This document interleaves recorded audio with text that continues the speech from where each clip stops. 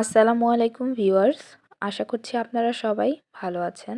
আজকে আবারও হাজির হয়েছি নতুন একটি টিউটোরিয়াল ভিডিও নিয়ে।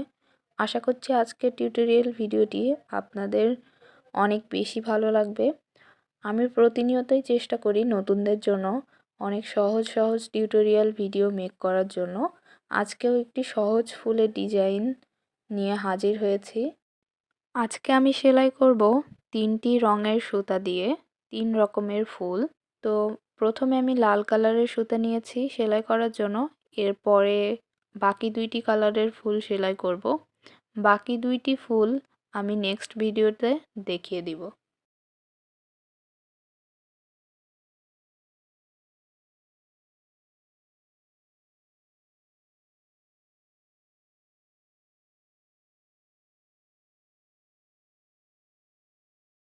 ফুলটি সেলাই করা কমপ্লিট